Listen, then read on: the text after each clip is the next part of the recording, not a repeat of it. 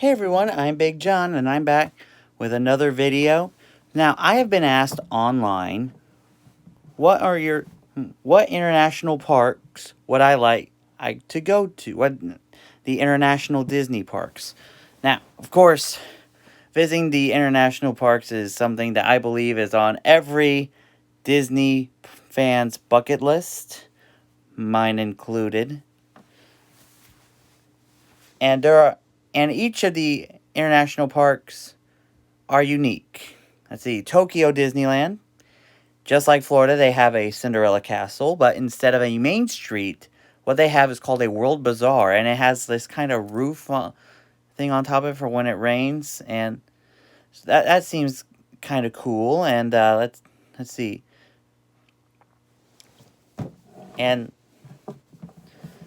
they have a Toontown and their Frontierland, which is what they call Western Land. They have Country Bear Jamboree there as well as, in fact, they sell merchandise for Country Bears, which I really hope Florida does. And they also have a Splash Mountain. Well, I don't know about Tokyo's Splash Mountain, but in case you haven't heard, the Splash Mountain in Orlando and California, those are all being turned into being rethemed to Princess and the Frog. I'm not sure Tokyo does that yet, but shout out to the guys who gave me this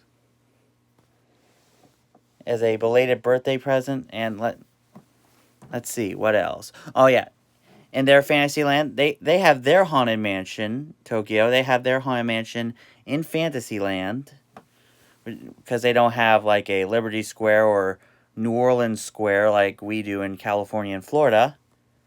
Let's see.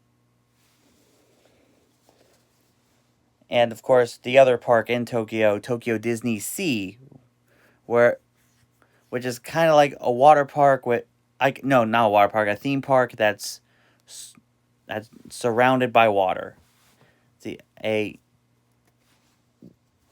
where they have Journey to the Center of the Earth, an amazing roller coaster through a volcano.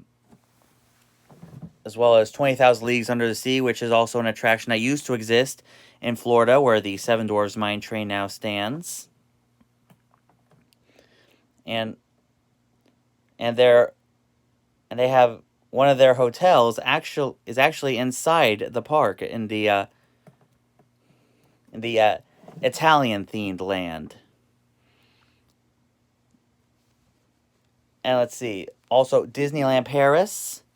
I've heard so much about that one. They're retheming one of their hotels, Disney's Hotel New York. They're turning into Disney's Hotel New York, The Art of Marvel. Any of you watching who's a Marvel fan, if you ever go to Disneyland Paris, you have to do that once that opens. And let's see. Disneyland Paris, their Sleeping Beauty Castle is much different from the one in California. The one actually looks like the one in the actual film. Let's see, their Tomorrowland is called Discoveryland. And their Haunted Mansion is in Frontierland, although their Haunted Mansion is called Phantom Manor, which gives that more westernish style. But there's a little problem with Disneyland Paris.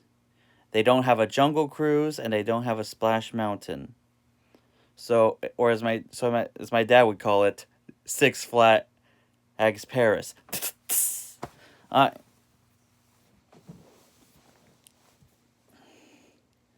let's see, there's also their anchoring park, Walt Disney Studios Park.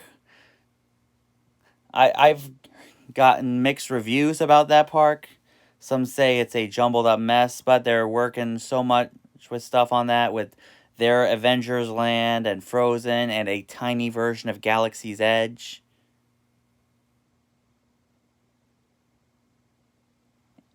And then there's Hong Kong Disneyland.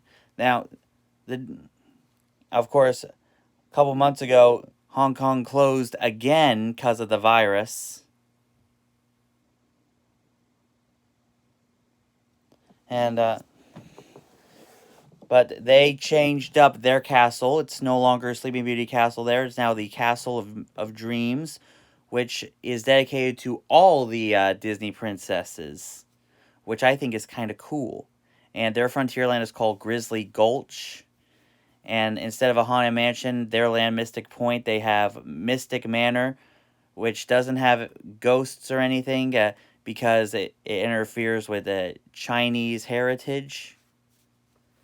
And then finally, of course, there's Shanghai, where they have the Enchanted Storybook Castle, which is the largest Disney castle ever built. It's also a stage. And instead of a Space Mountain, they have Tron Light Cycle Run, which we're going to be getting next year, hopefully for the 50th anniversary. So, and I hope one day to visit at least one, if not all, of those amazing international Disney parks. Let me know in the comments of what international park you want to go to and what you want to do there. And of course, if you have any questions at all about how to do Disney for people with disabilities, let me know in the comments and it will be in a future video. Also, be sure to check out my good friend Beth over at Beth's Disney Adventures. Once again, she's got a big month ahead with live streams, as well as my good friend Julie at Dream to Stream. She does live streams on YouTube and Facebook.